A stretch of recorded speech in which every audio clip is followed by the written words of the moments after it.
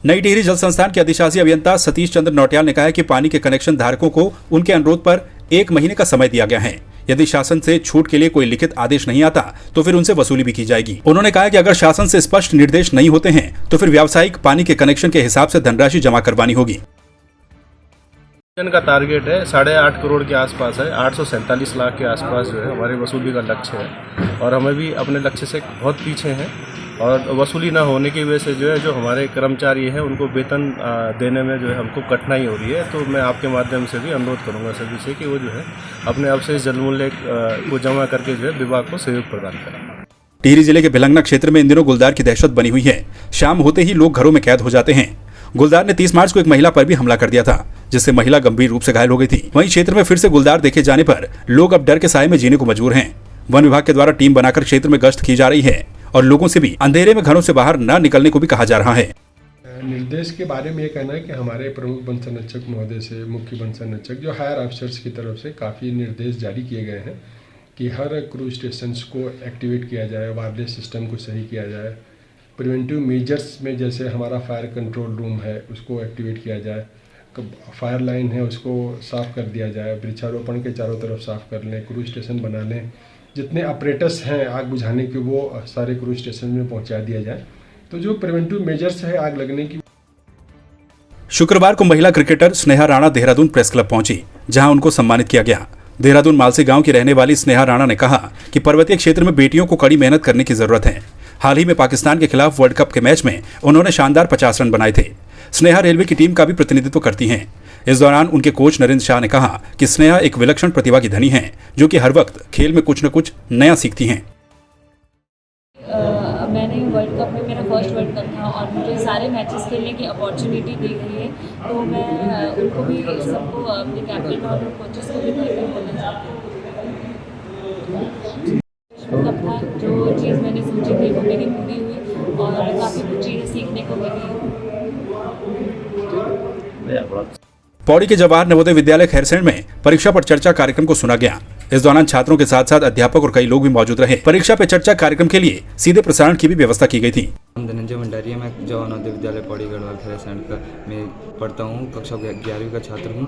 और आज हमारे विद्यालय में परीक्षा पे चर्चा जो प्रोग्राम है प्रधानमंत्री जी द्वारा चलाया गया है उसका आयोजन हुआ। सभी बच्चों द्वारा 6वीं से लेकर 12वीं तक के सभी छात्रों और छात्राओं द्वारा वो प्रोग्राम देखा गया और प्रधानमंत्री जी द्वारा हमारे जो बहुत सारे जो डाउट्स थे एग्ज़ाम फेयर्स को लेके वो दूर किए गए और ये बात मुझे बहुत अच्छी लगी। नमस्कार, मैं खैरसैंण से दिशा डबराल, कक्षा 11वीं की छात्रा। आज हम सब परीक्षा पर चर्चा के माध्यम से प्रधानमंत्री नरेंद्र मोदी से जुड़े। उन्होंने हमें बहुत सी मोटिवेशन की बातें बताई कि किस तरह से हम लोग ऑफलाइन और ऑनलाइन दोनों में किस तरह से हम पढ़ाई कर सकते हैं। अगर हम ये कोई इम्पोर्टेंट नहीं है कि हम लोग ऑनलाइन कर रहे पढ़ाई या फिर ऑफलाइन कर रहे, बस हमारा मन जो है वो स्थिर होना चाहिए।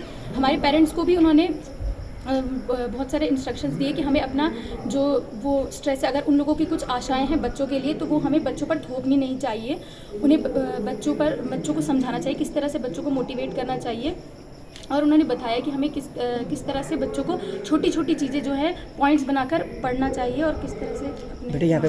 आज हमारे विद्यालय में पूरा प्रोग्राम का आयोजन किया गया था, जिसमें परीक्षा पे चर्चा में सारे बच्चे यहाँ से जुड़े थे और हमने पूरा प्रोग्राम देखा। इस बात की हमें काफ़ी खुशी है कि प्रधानमंत्री ने बच्चों की प्रॉब्लम्स को समझा और जिस तरह से हमारे एग्ज़ाम्स आने वाले हैं और जो स्ट्रेस हमें हो रहा है उसको काफ़ी कम करने की कोशिश करी। हमें काफ़ी टिप्स बताई कि किस तरह हम अपने एग्ज़ाम फेयर को कम कर सकते हैं और हमें यह भी बताया कि किस तरह खेल कूद की भी उतनी इम्पोर्टेंस है जितनी पढ़ाई की है।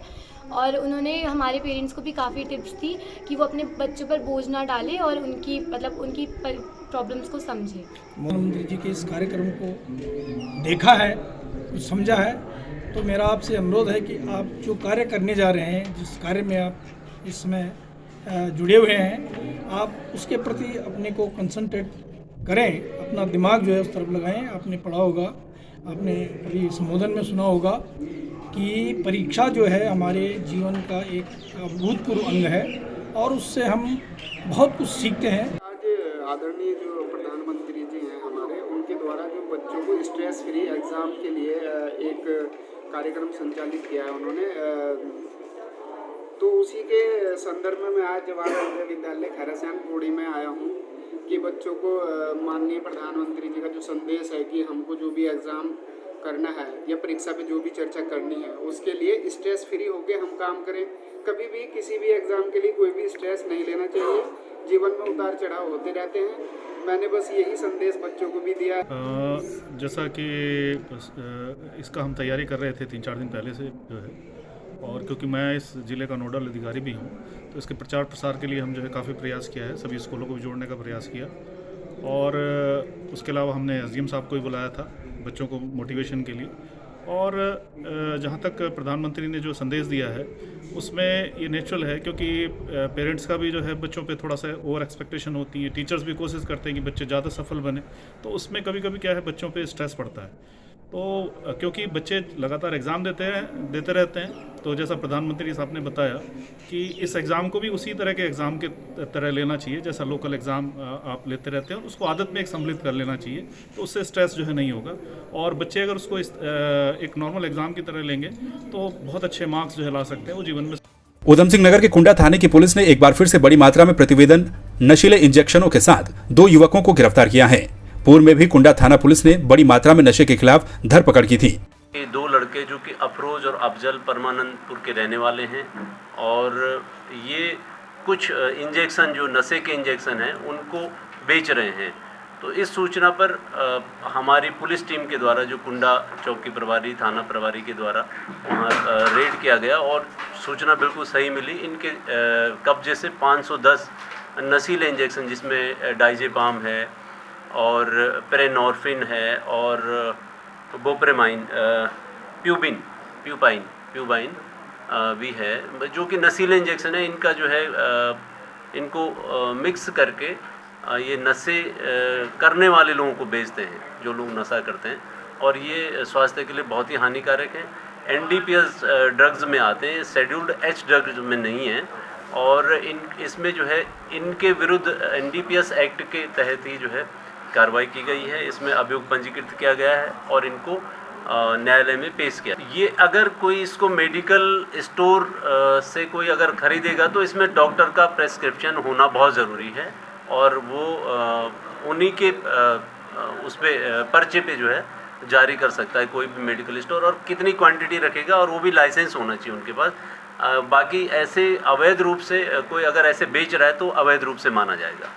इनका एक मेडिकल स्टोर है बता रहे हैं, वो भी कोई अवैध है। इसकी सूचना भी हम जल्दी ही जो है संबंधित विभाग को भेजेंगे, और उसमें भी जांच कराएंगे कि इन्होंने उसके लिए लाइसेंस लिया है नहीं लिया है, तो इसमें भी उसमें कार्रवाई करवाएंगे। इनका ये कहना है कि ये जो मुरादाबाद जो हमारा सरहदी जनपद है यूपी का, वहाँ से इनको ये सप्लाई हुआ है और वहाँ से ये खरीद कर लाए हैं। तो वहाँ पर भी हम जांच करेंगे कि कौन लोग इनको ये सप्लाई करते हैं इतनी बड़ी मात्रा में, और ऐसे ही बिना लाइसेंस के, बिना परमिशन के उनको दे देते हैं। काशीपुर में एक अधेड़ के द्वारा नाबालिग बच्ची से दुष्कर्म करने का मामला सामने आया है। पुलिस ने आरोपी के खिलाफ पॉक्सो सहित अन्य धाराओं में मुकदमा दर्ज कर उसे गिरफ्तार कर न्यायालय में पेश किया, जहां से उसे न्यायिक हिरासत में भेज दिया गया। ये कल शाम की घटना है। इसमें एक नाबालिग बालिका के साथ दुष्कर्म एक व्यक्ति के द्वारा किया गया है, जिसका नाम नजाकत है, और ये अली खां मोहल्ले का रहने वाला है। पीड़िता भी उनके पड़ोस की रहने वाली है। तो इसने ज़बरदस्ती उनको लड़की को बुला के उसके साथ जो है दुष्कर्म किया है। पीड़िता का जो है मेडिकल कराया गया है, और आरोपी को गिरफ्तार करके न्यायालय में पेश किया जाएगा। नवरात्रि को लेकर हरिद्वार के शक्तिपीठ और सिद्धपीठों में तैयारियां जोरों पर हैं। 52 शक्तिपीठों में सबसे पहला शक्तिपीठ माया देवी मंदिर हरिद्वार से ही प्रारंभ होता है। ऐसे में नवरात्रि के समय पूरे 9 दिन मां दुर्गा के अलग अलग स्वरूपों की पूजा की जाती है। बाजारों में भी नवरात्रि के चलते रौनक देखने को मिल रही है।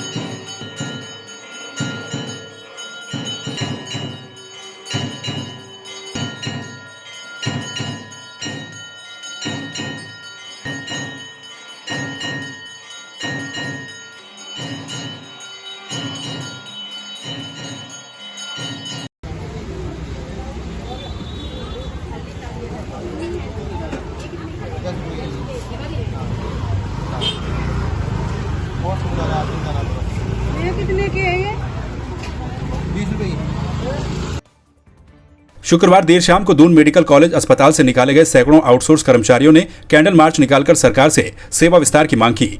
अस्पताल से हटाए गए कर्मचारी बीते कुछ दिनों से आंदोलन कर रहे हैं। अस्पताल प्रबंधन ने कोरोना काल में तैनात किए गए इन कर्मचारियों की सेवाएं 31 मार्च को समाप्त कर दी थी, जिसके बाद से आउटसोर्सिंग कर्मचारी फिर से बहाली की मांग को लेकर अड़े हैं। सभी कर्मचारी दून अस्पताल के न्यू ओपीडी भवन में एकत्रित हुए, जहां से उन्होंने जुलूस निकाला।